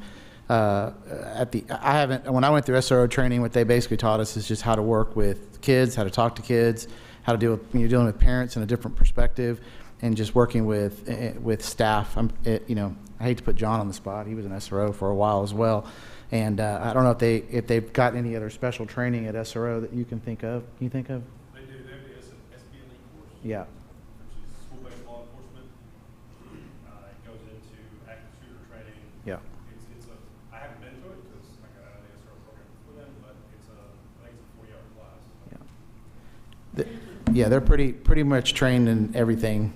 And that's the other piece was the school safety piece. I forgot about that part. It's the same training they would have gotten as an officer, but just they send them through that as well through the school resource officer program. Thank you. I appreciate that. I feel that our SROs are a part of our campus. Yes. They really are. You go onto a campus and the students know their SRO. They talk to the SRO. It's a really. I just think it's so important for those campuses, the relationship and the trust that's on there. And so I was curious kind of how, what that training was and how that was different for, dealing with that community. Yeah, we definitely, when we go through a selection process, we've had Russell on that because we want to make sure the officer is a good fit for that campus. It's interesting because in the beginning we'd have officers that were kind of voluntold to go and they didn't really want to go because they were like, I got to deal with parents and kids, right? And it's like, yes. And then after like a year or two, they didn't want to come out because they just really fell in love with the just the school environment, just the way they were treated by not only staff, but parents and also the kids. And a lot of them have built those relationships with kids. I'm still friends. When I say friends, I told a story that there's one particular kid, he's in prison right now, and he was an LISD kid, and I'm still staying in contact with him. But I was his SRO, and I'm the one that got, half the time was on him trying to get him straight. But it's just we've had that relationship since, and I don't know if I'm the only person you can talk to or what the deal is, but there's a lot of those relationships that are built in that, and that's what I like about that. It's one of my programs that I'm near and dear to because that's our one opportunity to be able to talk to young minds and a positive influence for law enforcement, especially as the way things are today, so they can see somebody as, hey, it's not only an officer, but he's also maybe as a kid here or he's a coach or something like that, and use those particular skills. So, but yeah, it's a good selection process because we want to make sure there's a good fit because we've had that not good fit in there before, and they had to come out the year after. So. And Chief, this is where I think a lot of our CALIA, the things that we do through them for the accreditation comes in handy as well. Do you mind speaking to some of the extra training that our officers have? Well, the CALIA is a national accreditation like school districts can have or a lot of other government agencies can have. And a lot of those policies that have to do with training of the officers that may even go into the school have to do with best practices, which you've heard that quite a bit, definitely in school boards when you hear about best practices. So those best practices that are put forth and that are reviewed every year, we're audited to make sure we're following those particular things. So a lot of that training that may be recommended by other places are actually things that we do already because that's part of our which would be the active shooter training and just how to deal, I know they change the word all the time. It used to be called verbal judo, but it's de-escalation and how to talk people into where you're not using force and things like that. So, but yes, thank you for bringing that up because that particular program just is a guideline for us to kind of keep us always set best practices. And does that include like how to handle people with communication disorders like autism or anything like that? I wouldn't say there are direct policies on that, but well, yes, on de-escalation and things like that, to be aware that there's those situations. Absolutely. Thank you. And Russell, we had gotten some information, requirement that came up from state leadership. There were some things that Governor Abbott asked for us to start looking at. And I know we had a security committee meeting. Usually those are mostly enclosed. I think we had a little bit in open. We'll continue to have more discussions. But can you let us know kind of where we are in the process of, do we feel confident, and I know the answer, but I want you to give the answer, of kind of where we are in meeting what some state leadership has been telling us that they'd like to make sure school districts have before the doors open. Yeah, and just know that the audits aren't anything new for districts in Texas. They are all required to submit every 3 years a audit to the state, but you're never conducting audits prior to the 3-year mark, right? You're doing those 3 years. You're constantly conducting your own self audits. You're going to do physical checks as well as what's going on, the behavioral side, and what's happening, how our staffing is involved. And a lot of these audits, though, that we do, has now, since the Uvalde incident, has created a little more work for us that we normally did not have to do prior to our 3-year audit submission. And so the state has mandated several things. One is a 47-question survey with questions about how the campus operates, basically. That has to be in and done, completed before school starts. I'm sorry, September 1. And then the other one is the checklist on the types of doors each campus has. And along with the types of doors you have, how many of each, are they in operating condition? If not, what's the game plan? Basically, what's your outcome? What are you going to do about it? So we have to ask. So we do a safety and operations summit every summer prior to school starting with our most of our principals, APs, and other staff members, and we will have to include this during that summit training in lieu of and part of our unification process, our normal security audits, how we perform them, what we look for. That was actually requested from last summer. What do you guys look for when you come and check our campus? And that's a good idea. We'll have that for next training. And so on top of that, we're adding to what the state's mandate. We're going to walk through the staff on what they need and what we need from them to help us conduct this survey and the door check. Russ, you've outlined a lot of the requirements, the boxes that need to be checked. I think there's some more behind the scenes as far as security that I feel, based on what you've told to us, gives me confidence that y'all been doing the audits, you're already having these discussions. Can you tell me what that kind of, do you feel that we're prepared for when the school doors open? Yes, we are. And this is something we do constantly. This is all year, and so with our relationships with the campus, these aren't gotcha moments. These are moments that we all can learn something from. Whether it's a door not operating properly, if you conduct your drills, are you actually putting the drill in effect? Were you actually making doors work and close? Are you actually checking doors when you go to each classroom? Are you checking inside the classroom to see how the students are placed away from glass and so forth? All these things are a process that we go through year-round and with every campus.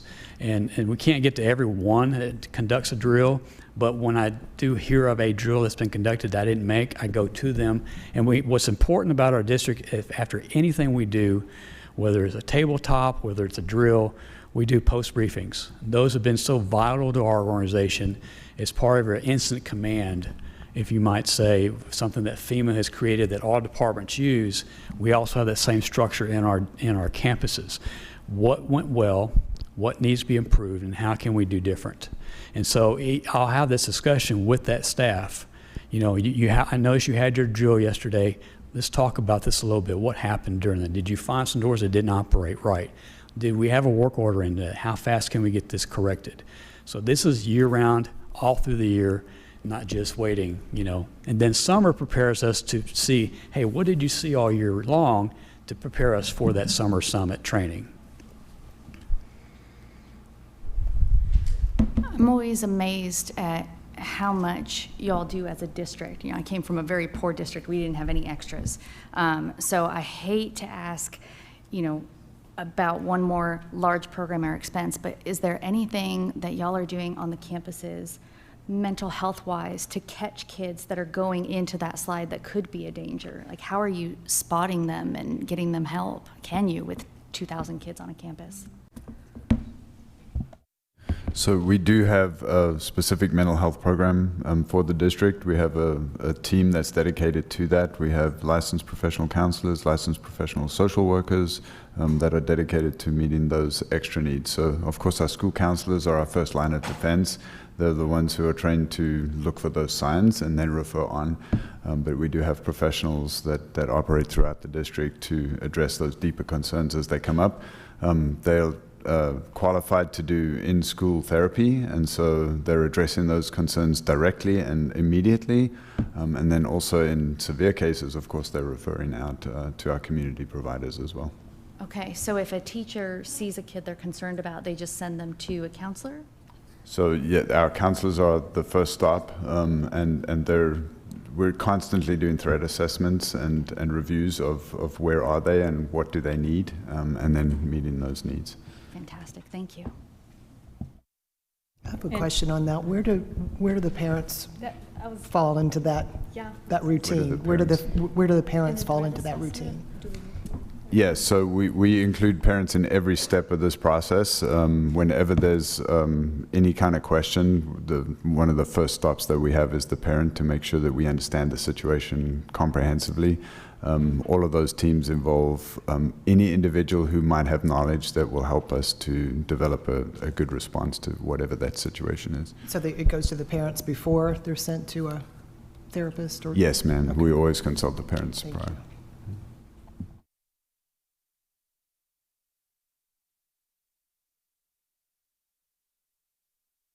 All right, well, we'll go ahead then and move on to item D. Here we are, support between the city and district.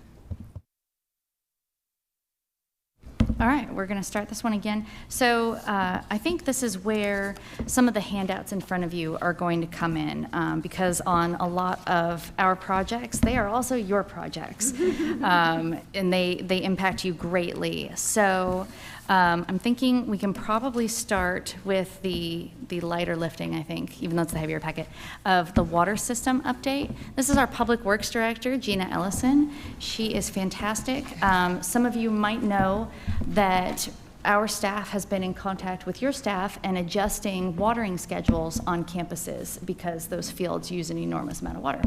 And that is tremendously helping us out with our water needs and kind of getting those onto different days than when everybody is using their irrigation systems at home and just balancing out the demand. And we expect these sorts of partnerships and communication to continue. And so with that, I'm going to turn it over to Ms. Ellison. Sure. We've included in the packet tonight our last water update. We'll have another one next Thursday, reporting back for numbers in June. So a little out of date on this one with some of the May numbers. I always start the presentations with kind of how the lakes are doing. LCRA puts out that first graph kind of showing where they're projecting the lakes to go.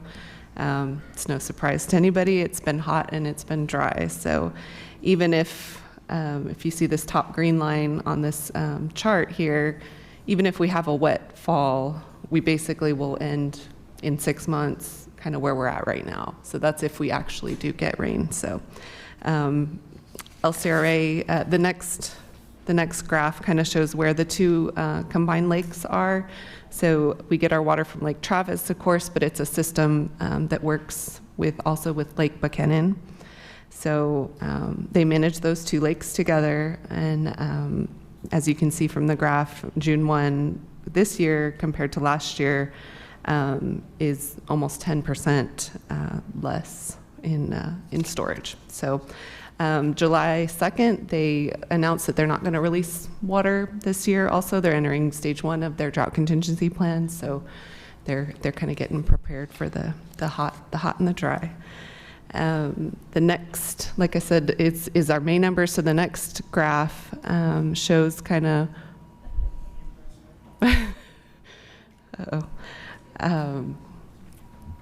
Shows the usage that we saw May of this year, which is the blue line, and compared to May of last year, which is the red line. It's considerably, we saw considerably higher consumption in May of this year, but as I mentioned earlier, and I'll mention again in the next slide, May of last year was very, very wet. We almost saw a foot more of water it was a foot more of water in the month of May in 2021. So April is shown in that gray dash. So we were pretty consistent between April and May, which we actually usually see an uptick. So that was kind of good news there. Our water usage day to day is the next graph with the blue and the green on it. So I'll talk a little bit here about and go into it a little bit further as we go through, but we have 2 water plants. The Leander-owned water plant is the blue that you see on the bottom. It's our Sandy Creek plant. And then we're part of the regional system with the cities of Round Rock and Cedar Park, and that's the green. So we do about a 60-40 split there, where we use 60% from our regional plant and 40% from our own plant. So this graph here shows kind of the usage day to day. You see the peak looks on May 18th of, let's see, 16.9 million gallons.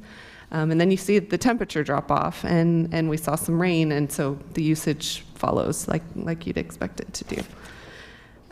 What I'd like to point out here, the average for BCRUA plant was about 7.5 million gallons a day, and the capacity that we have in that plant is 15. So we were right about half capacity in the month of May. Similarly, with our Sandy Creek plant, average was about 5 million gallons a day, and that capacity of that plant's about 10, or is 10 million gallons. We talked about growth. So I show this chart every month as well with their connections in our water connections. So no surprise, we've had almost 10% growth or more year over year in our water connections. So from May of 2021 to May of 2022, we saw over 16% growth in our water connections. We added almost 3,850 water connections from May. And a connection is not a single user. So when you have like multifamily, a connection can be many users. Correct.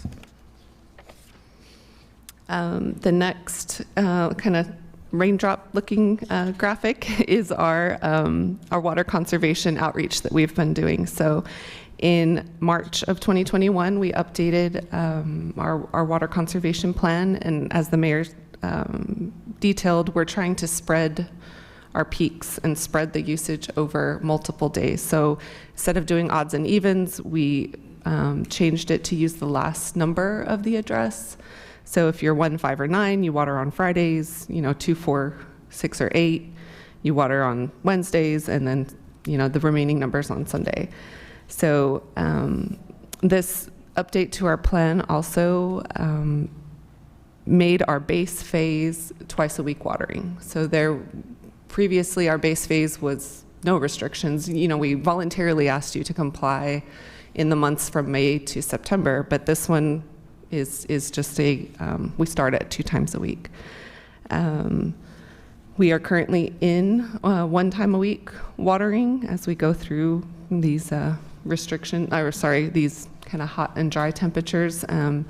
LCRA is requesting, or has requested and required everybody to reduce their consumption by 5%. So with us being in phase 2, we're complying with that. And then some of our outreach efforts is the next slide. As I mentioned, we mailed kind of our water drop pamphlet out to folks last year, when we updated it, and then we did it again at the beginning of this summer. We're constantly putting out Facebook, Twitter, next door messages. There was a recent one reminding people we have no watering on Mondays, lets our system kind of recover from the weekends. We have all this information on our homepage, Public Works page, and our utilities page. As the mayor mentioned also, we have coordinated with Leander ISD staff. Steve Berry and his team have been fantastic to work with. They've been really, really helpful.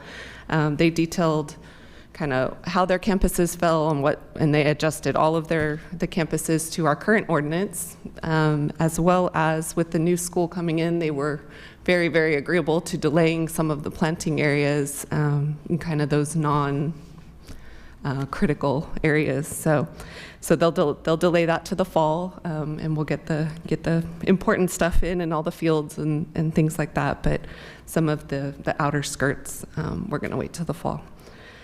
We've assessed ourselves as well. We want to hold ourselves accountable, so we checked all of our city facilities, our parks, fire department, just making sure that we're also complying with our own ordinance. We've done kind of out of order a little bit, but we hired a conservation program coordinator at the end of June. So he's been really, really busy, but he has been in contact with a lot of our homeowners associations. Those are some of our also big users. And a lot of them have hired landscapers, of course. So he's working with them and kind of found that, they kind of have common landscapers too. So hopefully we can hit multiple HOAs. We enacted tiered rates as the next slide. So those started in January of this year. Tier 1 is 0 to 15,000 gallons. Tier 2 is 15 to 25,000, and then Tier 3 is 25,000 gallons. We're still collecting data on this. We don't have enough to quite trend yet to see if they're making a difference. But what I wanted to point out in this slide was the pie chart on the left shows that 22% of the accounts are using more than 50% of the water. So that just those, handful of, quarter of the accounts are using more than half of our water. So it's really trying to target those and get those down to a reasonable amount. The next one with the timeline shows a lot of work that we're doing in the next, 6 years or so. These are all of our current water projects, both locally and regionally. Kind of the top ones are either completed. The San Gabriel water line is complete. The elevated storage tank actually just went out to bid today. So that one is in that kind of northeast part of town as well, with our new pump station out there. So that one, the bids will be back the second week of August. The next several are under design: Lakeline water lines, Phase 1D, Sandy Creek sludge. All of these are just also not only getting our internal system, but also upgrading our plant as well. The Sandy Creek sludge will add 2 million gallons per day of treatment capacity to our system. We're currently at 25. I mentioned 15 regionally and 10 at our local plant. So that will add 2 to that. The Phase 1D at the regional plant will add 3 to 4 million gallons. And then the next ones are kind of W42, 55, 46. All of those are kind of in the future. So they're either we're trying to acquire land. The AMI system is W42. That one will allow us to get more real-time data. So like I said, we still have to manually crunch a lot of these numbers. This will give us instantaneous data. A lot of the cities, I think maybe y'all are in Cedar Park, I'm in Cedar Park, you can pull it up on your phone. So we're hoping to get to that as well. And then these last two, the deep water intake, the NTP was issued to the contractor. And so that'll add a couple million gallons. And then the final phase, not final, but Phase 2A will add 12 million gallons to our system capacity. So the timeline of those varies a lot. A lot is happening in 2024. They're a couple years out, and then all the way out to 2028 when the deep water intake comes online on 2A. The next slide is one in particular to y'all. I'm sure you're aware the very old 12-inch water line that runs up Baghdad Road has a bad habit of breaking, especially during these very dry conditions that we have right now. So we are looking, we're still weighing the options of doing it actually with our own staff or hiring a contractor, but we're going to get a dual feed or a secondary feed into the high school so that if and when that breaks again, we'll have another feed to keep the high school in water. So we're hoping that'll be online by spring of this coming year, 2023. We have a separate project, I think it was on this page over here, W74, the terminus tank, the really old blue tank that is across the way from the high school. So we're going to put a new tank there and a pump station and run 2 lines up Baghdad, but that's still a couple years away. So we wanted to do this one in the interim and make sure that kind of issue is addressed. And then going a little bit quickly into the regional plant, the BCRUA, just wanted to touch on, I mentioned we used about 7.5 million of our 15, but overall the plant itself is let me get that, like in the month of May was at about 32% of its overall production. So it's the city of Round Rock is using about 20% of their allocation. Cedar Park is pretty similar in their usage as well. But then, as I mentioned, for Leander, this is our primary plant, and it's 15 compared to our 10. So we do that 60-40 split, and it reaches a lot more of our city. So we're definitely higher. We use about 60% of our capacity in that plant. But like I said, overall, the plant itself is at about 32. I think in the month of June, it creeped up to about 50% capacity. And I'm available for questions. I'm sorry, that was a lot. And I just want to add to, for the next several years, water is going to be tight. Our messaging is going to be all around conservation. And we would love to work with y'all to make sure that that message is going out to kids. I know for myself, growing up in California, it was always a drought in the 80s and 90s. And in school, we were always getting that message to conserve and, getting little coloring contests and whatnot. And so now that we have a conservation director in place, I'm hoping that we'll have some programs that we can bring to you ready-made, and y'all can just keep our people right on track. No questions on water? Excellent. Okay. So the other big project I think that impacts y'all that we have is Raider Way and Woodview Drive. Yes, I heard you might want to know about this. So Mr. New is going to talk about where we're at with that. And actually, sorry, I'm going to recognize Mr. Yep, Bevelin. I'm going to hand that over to our city manager. We do have, this involves several departments, and whatever he doesn't cover, I'll jump in and fill in the gaps, but this is, do trust us, this is a priority project for us. Yeah, and Mike has a lot of humor. He always, if he knows I'm going to speak on something, uses the smallest font possible. So, but this is a critical project, and I know Dan's not here and Ross isn't here today. Dan is our executive director of infrastructure. So I know when I arrived, and I know Bruce, when you arrived, tried to implement several changes. So we didn't have dedicated capital improvement program manager.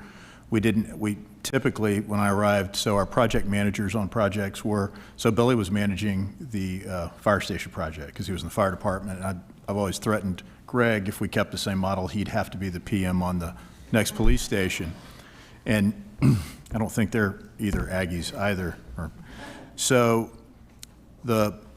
this project has been on the books and has been critical, and one of the delays really, quite honestly, was the right-of-way.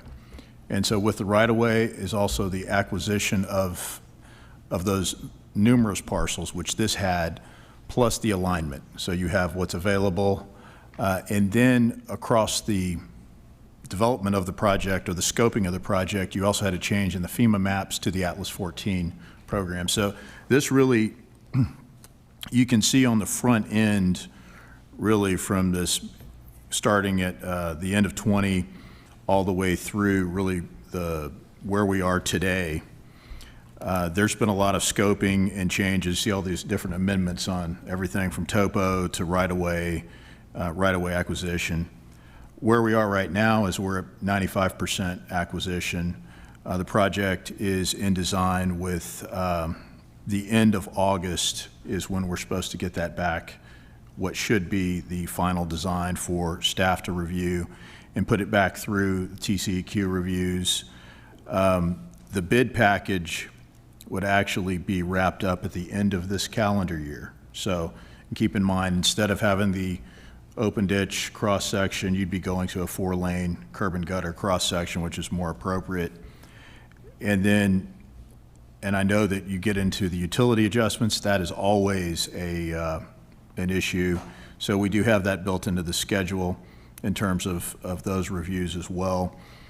The construction, and this is probably an area where Mike might even have an update. I know we've got a really long construction time frame, and I'm assuming that's for phasing across the school year as well, with 2 lanes and 2 lanes? Yes, and actually it's going to be, as we get closer and closer to potential construction start time, it's something that we are going to be working very closely with your district staff to time that correctly, to identify, and this is going to be police department involvement too, appropriate detours and how that traffic is managed during pickup and drop off time. So right now we're kind of eyeing maybe a split right down the north south, right down the middle of Raider Way. That could change. How we do that is going to depend on where this falls within the school year. So we are sensitive to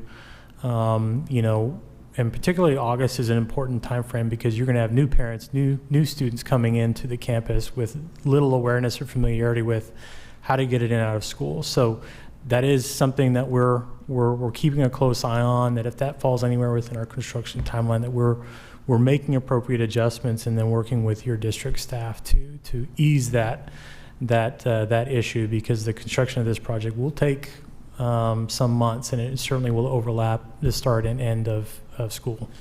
And the other thing I'd add is that as we've more formally structured the capital improvement program, rather than just really a long list of projects, but really the sequencing and having dedicated project managers and those with that experience, like Tony's not here today, but he's in that role, and he was previously one of our PMs, and he's doing a great job as well, and really herding the cats with this many projects on the books.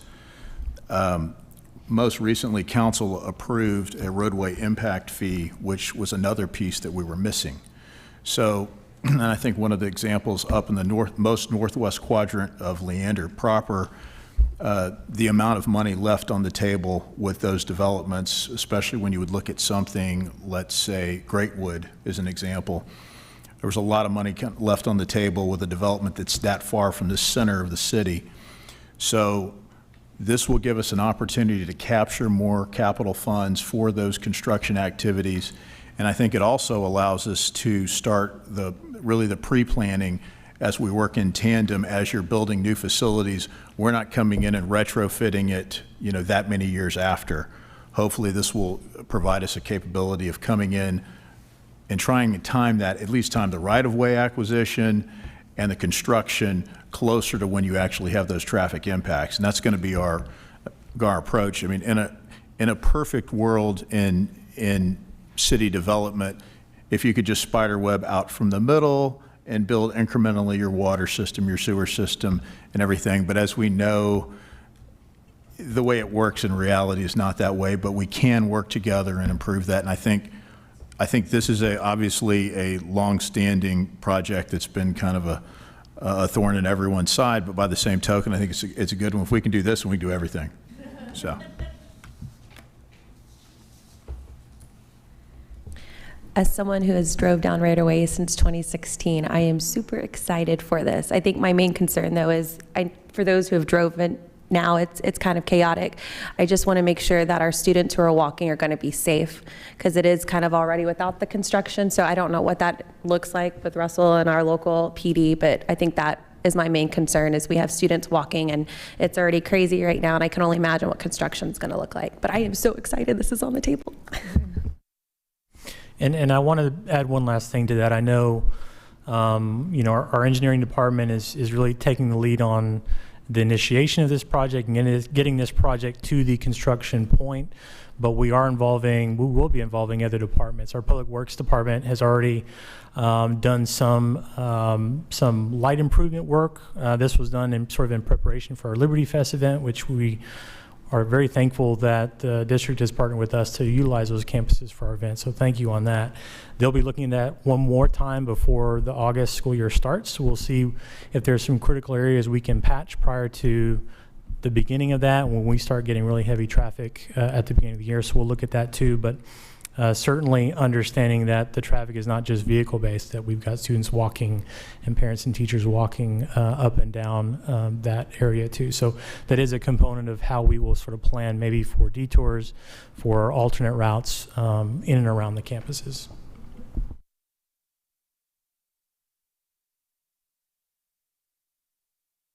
All right, well, then we're zipping right along here to our next item, which is Leander City Council and LISD Wait, Board of hold on. Trustees. Sorry, I had closing. Is this is still, are we still on D, right?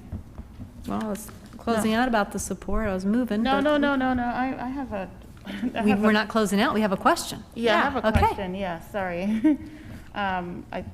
I was still asking Anna something about Radio Way. So my question has to do with some comments that have been made regarding, like, okay, Radio Way is on your active project list, but Collaborative Way and Baghdad is another area that people have trouble with. Is that something that you might be looking at some point?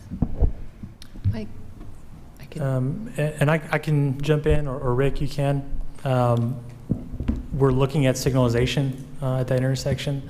We're still sort of evaluating that as whether that's going to be part of something that we initiate within our capital improvement program. We're probably a couple weeks away from even sharing that with our council. But what I can tell you is that it's particularly the intersections around our larger campuses is a focus, and how we manage traffic in those areas. Earlier in the year, actually, this year's went by so fast, maybe the end of last year, we also were asked by several of the residents to take truck counts and traffic counts throughout that area. We did that to really look at the throughput. And so part of that big picture is also going to be as San Gabriel Parkway is also expanded through there, because that cross section is also, well, you're really going to need to right size a lot and really retrofitting roads from really much more suburban or quasi-rural cross sections to big city. And Gina, that one is on, I can't remember. I know we've got one piece at San Gabriel Parkway.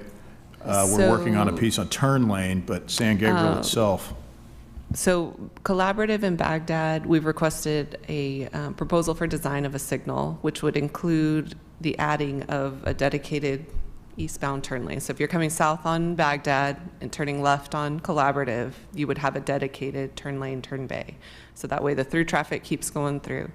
The county is also looking to widen Baghdad from the Leander city limits up to Liberty Hill. So we're also looking to include a project that can widen that that last section where our last road rehab started, a road reconstruction where we widened Baghdad going north and then to connect to the county project. So those are the two in that area that I know of. And I was thinking also of completing the loop with San Gabriel as well. So, and I think part of it has to do with, it's the cut through traffic, and then also trying to avoid backing up on where there's no other way in or out. And so that's also a critical piece. But we are, with the work that Becky's done too with Capital Metro, at least where that comes into 183, we have a $600,000 project for a right turn lane. So now it'll be taking on the right-of-way acquisition and design for the larger project. It'll be good to have that update on San Gabriel, because when kids are driving out the back of the school, I've seen it, where a kid was almost hit because there is no right lane and people are tired of waiting in the lane to make a left back onto Baghdad. And so they almost hit a child who was walking home from school. There are no sidewalks there, but we've seen some of that kind of, I'm in a rush, I need to be first, I want to get to the light, I don't want to wait, even though there are children out there walking from the school. And I get that they're high school kids, and but you shouldn't have to walk with your back towards traffic trying to avoid being hit. So thank y'all for, I know you haven't had a chance to bring it to us, but working on that. I'm curious, I'm not sure who this question is going to be directed to, but what is the process when a new school is being built? I know y'all come up with your traffic patterns for buses and car rider drop-off and all of that. What's the coordination with the city to make sure that we are getting the adequate turn lanes and number of just drive lanes and all that? Just for example, when we built Glenn High School, we actually did a traffic study TIA that showed all the traffic patterns and where improvements were needed. And so we worked with the city, we worked with the city engineer at the time on identifying where the critical points were and what the cost would be for those improvements. And so we try to work with the city, it's just a matter of the dollars up front or not. And so that's where now you're coming to it. And is there a process where after the fact you go back and look at that TIA and see if it matches up, if the reality matches up with what the expectation was? I mean, you can. The trick is development, because they're projected certain developments, and as you know, a lot of other developments have come online, and so you're playing the cards of you're looking at different time frames, and it's really hard to match apples to apples of. That makes sense. Thank you. One of the other things we did do prior to the traffic impact fees was the first modeled master transportation plan. So where that's probably going to come in would be the next model update. So we'd be able to kind of see, it's kind of like rerunning the flow of pipes through a house. You add something else here and there, and then you see how everything flows. So that'd be kind of a quick check, plus really just an analysis and traffic counts on that corridor as we would be looking at the right-of-way and the design. So, I have one question. I know 6 or 7 years ago, the city of Cedar Park did a sidewalk gap project, and so they identified where sidewalks didn't finish because the developers ended or we ended. And so have you looked at that, or do you have plans to look at a sidewalk gap project? Right now, one of the areas that we're actually looking at retrofitting sidewalks through the agreement with Capital Metro, we are looking in Old Town, and the connectivity to North Line is actually the first place. So because we're members of Capital Metro, if you actually look at the math, yes, that 1 cent does affect our general fund, but that'll be an opportunity to not only identify areas where we could use the money today, but we're also going to conduct that what's called a Livable Communities Initiative analysis, and we'll be able to also pursue federal funds within proximity to Leander Station for those gaps. In most suburban scenarios, you have kind of the build it as it develops, and so that will be part of it, and also looking at San Gabriel Parkway.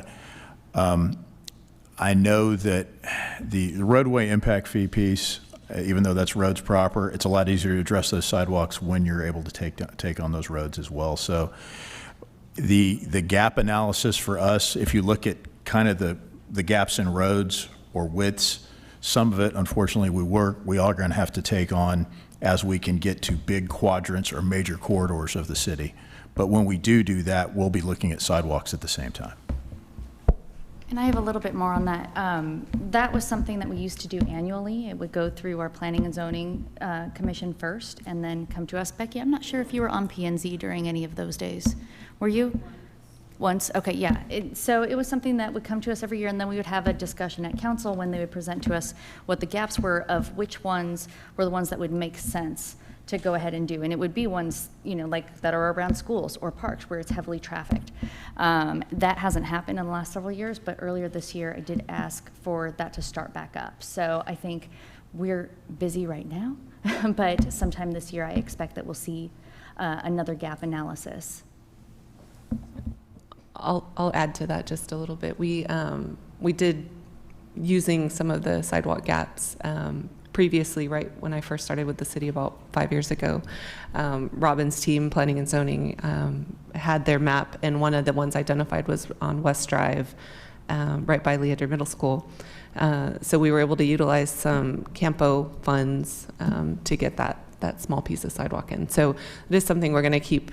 I know Public Works gets a lot of requests for missing sidewalks, obviously broken sidewalks, that kind of thing. So we'll continue to work that as funding is available too. And I will say too that the discussion at council when we did this before was, is there development imminent in some of these areas? Because we don't want to go and put out the expense of building a sidewalk if in 8 months some contractor's going to come tear it up and do their own thing and put in driveways and all of that. So the factors that'll go into it is how heavily trafficked it is, how much need there is, and how imminent that development is. And I think when you're looking at next to Glen on San Gabriel, there's a lot of development that's imminent. So hopefully some of those will start just organically filling soon.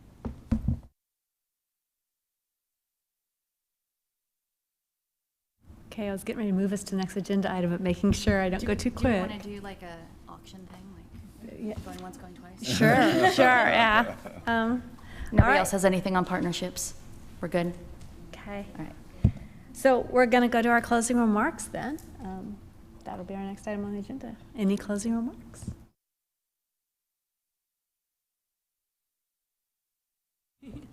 All right, we'll start over here. I just want to thank you all so much for hosting us and having this dialogue. We do the Key 6 meetings, which are helpful, but this is great to see all of you and have so much staff here. And I appreciate our staff for coming out and your staff for coming out. And thank you all so much for your time. And feel free to reach out to any of us anytime. We really value our partnership with you because we're all in this for the same people. Just thank you. Look forward to continuing the partnership and getting some of these things done that are longstanding and getting out ahead of the other ones. I'll just thank you for having us. It's been a long time since we've all gotten together, so I think we're overdue for this. So thanks for dinner. Have a good night. Thank you for the invitation, and thank you for hosting tonight. Thank you for hosting us tonight, and we look forward to working with you guys in the future. Thanks. Thank you guys for, again, hosting this dinner was fantastic. That was really good. But thank you for all the work that you all do, all the time that you put in. I know it's a volunteer position, and sometimes it's thankless, and people don't appreciate it, but I appreciate it, and I know all of us appreciate all the work that you put in here, also your staff, our staff. Thank you all for all the work you do and for being here tonight. It's really nice to meet you all tonight since I'm new on board, and look forward to these in the future and learned a lot tonight, so thank you all.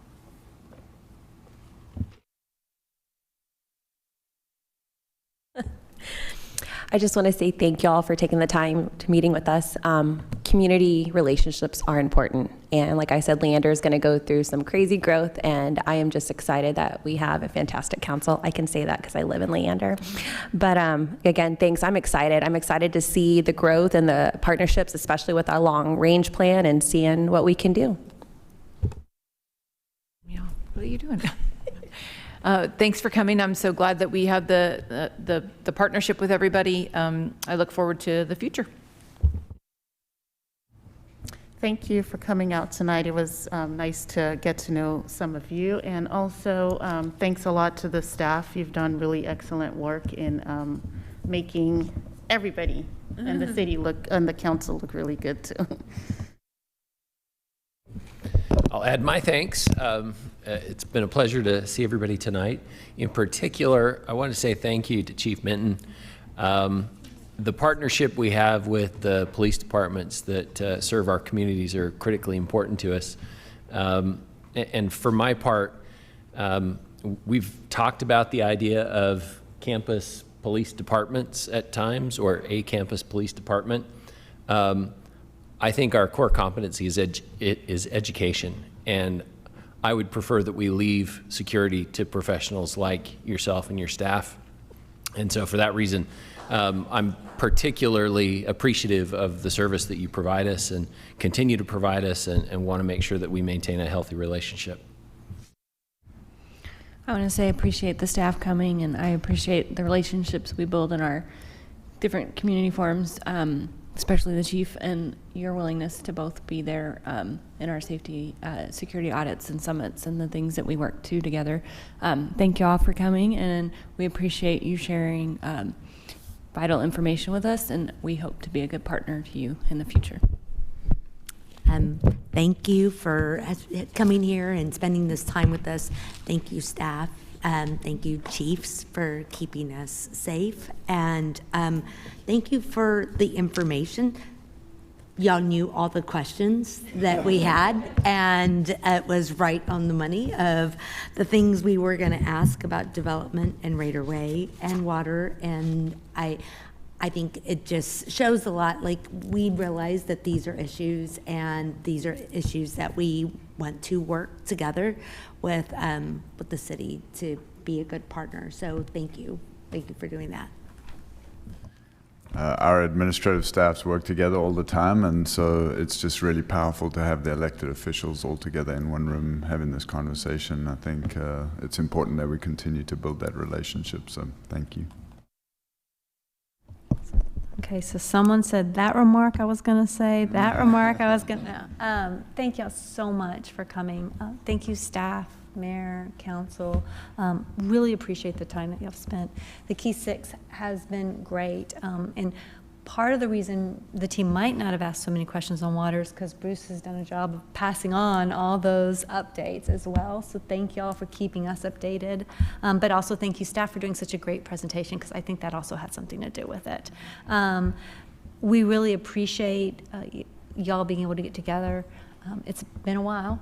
And so thank y'all for kind of, as we're figuring out, like, okay, well, who's going to go what and who's going to host, and, you know, who speaks what and who does what, and we kind of all were able to get it together, which I think speaks highly to the coordination. I hope we can continue that and look forward to having a meeting again before 3 or 4 years. So thank y'all so much for coming out. We also have a packet of info. I was grabbing information together, links and stuff that I asked Bruce to be sure that our team forwarded on to you from some of the questions that y'all asked tonight, so we can follow up with that.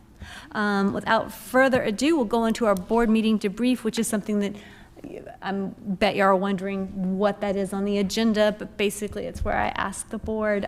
We have a link on there for the board to fill out and tell us what they think about the meeting. And I'm sure they'll say they enjoyed your company so much. But if there's anything else we can do when we have future meetings with our city officials and our elected officials, what else would you like to see? How did this one work? What other things would you like to see happen? Just put that in the debrief. That'll go to Mitchie, and then they'll be able to help us better coordinate, and I'm sure y'all can figure out some type of communication system on your own. We'll get back together and hopefully meet again before too long. Are we teaching them how to hot dot tonight? I'm gonna hot dot. Okay, so you're welcome to do a hot dot if you want. That is so one of the developments tools that we use is we're talking about continuous improvement. How do we get better and better over time with our meetings? And so we have a graph, continuous improvement tool. It talks about when you get done with the meeting, do you feel hopeful or energized for your students? And did you think we did good governance work? And in other words, if you came into a meeting and you didn't read, or you didn't read ahead, and so you felt like you're just kind of not there, well, maybe your governance wasn't sharp that night, but maybe it is when you've done all your stuff ahead of time. It's kind of your own self-evaluation, and then we'll all use it in team of 8 training. I don't know why you're so giggly over there. I'm trying to explain this quickly in like a few minutes or less, and I love it's continuous improvement tools, just so you know. Fail forward, when you hear that discussion, we look at opportunities. How do we keep improving a system? So Housekeeping 101 is you'll be green and we'll be orange. So we'll know who. Okay, so y'all can see how y'all feel about being hopeful, energized, and good governance. And I guess, okay, there we go. Without further ado, it's 8:15. This meeting's adjourned.